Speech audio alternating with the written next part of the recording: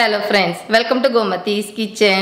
இன்னைக்கு நம்ம பார்க்க போற ரெசிபி பத்திங்க அப்படினா ரொம்பவே ஒரு ஆரோக்கியமான ராகியை பயன்படுத்தி தான் செய்ய போறோம். முக்கியமா வர்க்கிங் டேஸ்ல பாத்தீங்க அப்படினா காலையில பிரேக்ஃபாஸ்ட் ரொம்பவே கஷ்டமா இருக்கும். ஒரு இட்லி, தோசை, சப்பாத்தி அதுக்கு ஒரு சைடு டிஷ் அந்த மாதிரிலாம் இல்லாம இந்த ராகியை பயன்படுத்தி இந்த மாதிரி ஒரு மில்க் ஷேக்காவோ கஞ்சியா எடுத்துக்கிட்டோம் அப்படினா நமக்கு ஒரு ஃபில்லிங்காவும் இருக்கும், சாப்பிட்றதுக்கும் நல்ல டேஸ்டா இருக்கும், பிள்ளைகளும் விருப்பப்பட்டு சாப்பிடுவாங்க.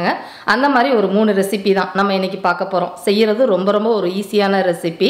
இதே மாதிரி நம்ம சேனலில் போட்டிருக்கிறேன், ராகி மாவை பயன்படுத்தி நட்ஸ் எல்லாம் போட்டு செய்கிற மாதிரி ஒரு மில்க் ஷேக்கு அந்த மாதிரிலாம் போட்டிருக்கேன். இது பால் எடுத்து செய்கிற மாதிரி ஒரு 3 மெத்தட் புதுசாக பார்க்க போகிறோம்.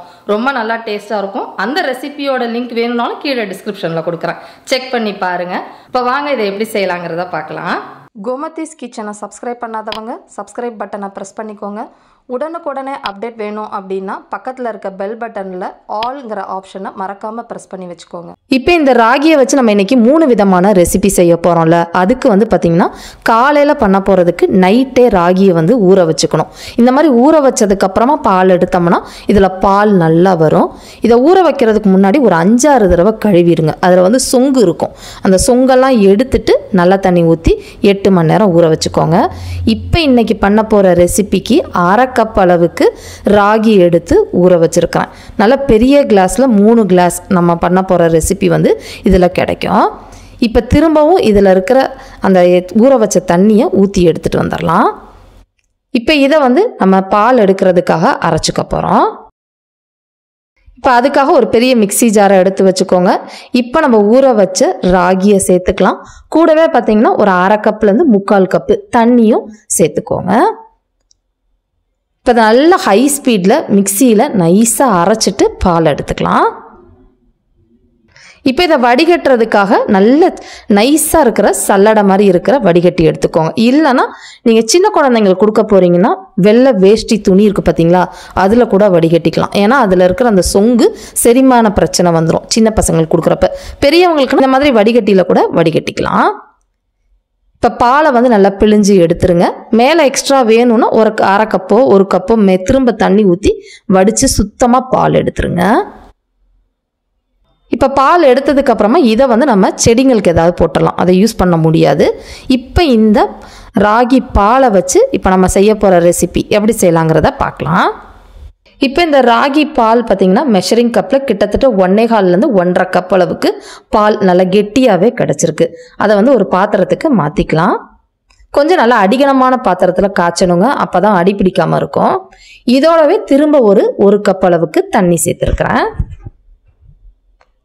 இப்போ அடுப்பு தீயை மீடியமாக வச்சுக்கோங்க. மீடியமாக வச்சு இதை நல்லா கலந்துக்கிட்டே இருக்கணும்.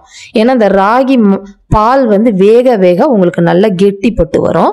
அதை அப்படியே விட்டுட்டீங்க அப்படின்னா கீழே அடி பிடிச்சிரும், அப்புறம் கரியின வாசனை வந்துடும்.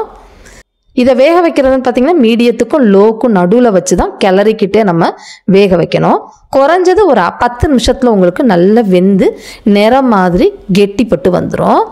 இப்போ ராகி பார்த்தீங்கன்னா ஒரு 5 நிமிஷமாக வெந்துக்கிட்டு இருக்கு, நல்லா கெட்டிப்பட்டு வந்திருக்கு பாருங்கள். அங்கங்கே கட்டி கட்டியாக தான் வர மாதிரி இருக்கும். திரும்பவும் கைவிடாமல் நல்லா வேக வைங்க.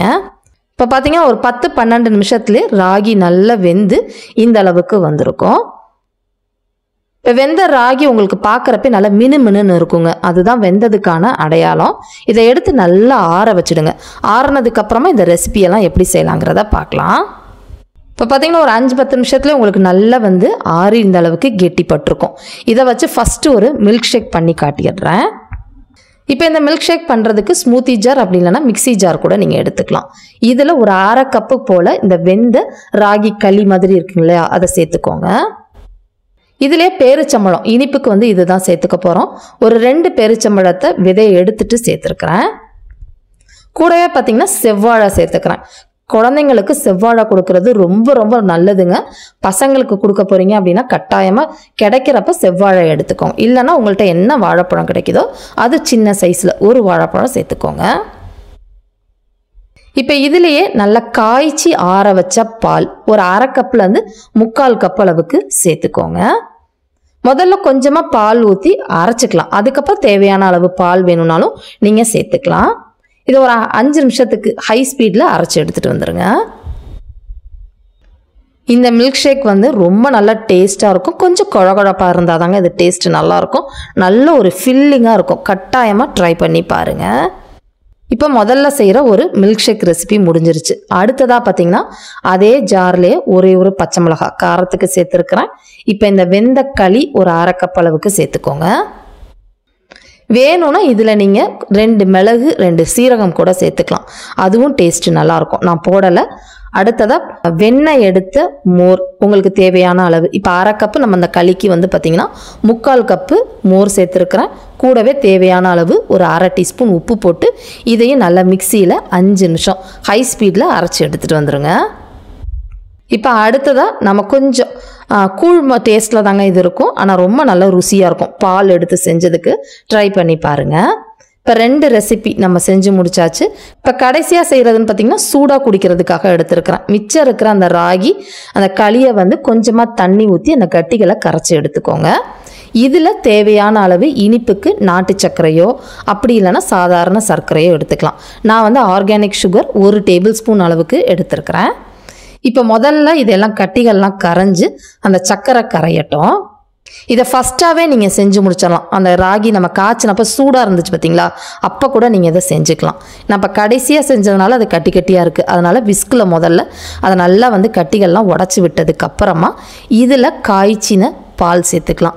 வெல்லம் நாட்டு சர்க்கரை சேர்க்குறீங்க அப்படின்னா இதை எடுத்ததுக்கு அப்புறமா தான் நீங்கள் பால் ஊற்றணும். பால் ஊற்றி ரொம்ப நேரம் காய்ச்சக்கூடாது, திரிஞ்சு போயிடும்.